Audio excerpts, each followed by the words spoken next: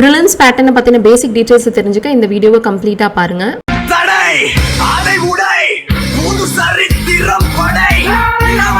ப்ரிலிம்ஸை பொறுத்த வரைக்குமே PO clerk ரெண்டுத்துலேயுமே same pattern and same set of marks தான் இருக்கும். ப்ரிலிம்ஸில் வந்துட்டு இங்கிலீஷ் இருக்கும், ரீசனிங் இருக்கும், அது இல்லாமல் ஆப்டிடியூட் இருக்கும்.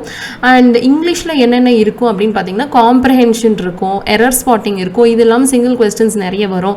அண்ட் ஈவன் ஜம்பிள் சென்டென்சஸ் அந்த மாதிரி நிறைய இருக்கும். நான் ஜஸ்ட் எக்ஸாம்பிளுக்கு 2 கொடுத்துருக்கேன். இது இல்லாமல் நிறைய டாபிக் கிராமர் வைஸ் ரிலேட்டடுமே வரும். ஸோ இது எல்லாமே நான் ஃபியூச்சர் செஷன்ஸில் உங்களுக்கு நான் எக்ஸ்பிளைன் பண்ணுறேன். ஆர்ஆர்பியை பொறுத்த வரைக்கும் இங்கிலீஷே கிடையாது. ஸோ இங்கிலீஷே எனக்கு வேணான்றவங்க ஆர்ஆர்பி செலக்ட் பண்ணிக்கலாம். ரீசனிங்கை பொறுத்த வரைக்கும் சிலாகிசம் இருக்கும், டிரெக்ஷன் இருக்கும், பசில் இருக்கும், இது இல்லாமல் செவரல் டாபிக்ஸ் இருக்குது. ஸோ ஒரு டாபிக் உள்ள போனால் இந்த வீடியோ வந்து லென்த்தாக போயிடும். நான் இந்த வீடியோவில் ஜஸ்ட் பேசிக்காக என்னென்ன இருக்கும் அப்படின்னு மட்டும் எக்ஸ்பிளைன் பண்ணிடுறேன்.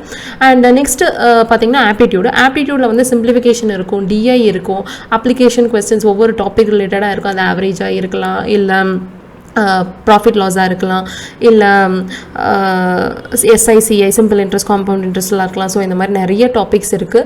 ஸோ ஆப்டியூட் டோட்டலாக பார்த்தீங்கன்னா 35 மார்க்ஸுக்கு இருக்கும், ரீசனிங் 35 மார்க்ஸ், இங்கிலீஷ் 30 மார்க்ஸ், டோட்டலாக சேர்த்தா டோட்டல் மார்க்ஸ் வந்து 100 மார்க்ஸுக்கு இருக்கும் ப்ரிலிம்ஸு.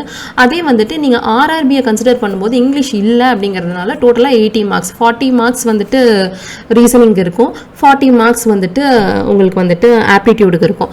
ஸோ இங்கிலீஷ் இல்லை அப்படின்னு சொல்லிட்டு ஆர்ஆர்பி ஈஸியாக இருக்கும் அப்படின்னு நினைக்க வேணாம். ஸோ கட் ஆஃப் வந்து இதில் அதிகமாக வைப்பாங்க. அந்த அளவுக்கு காம்படிஷன் இருக்கும். இங்கிலீஷ் இல்லாததுனால எல்லாருமே பார்ட்டிசிபேட் பண்ணுவாங்க. அந்த அளவுக்கான காம்படிஷன் இதில் இருக்கும்.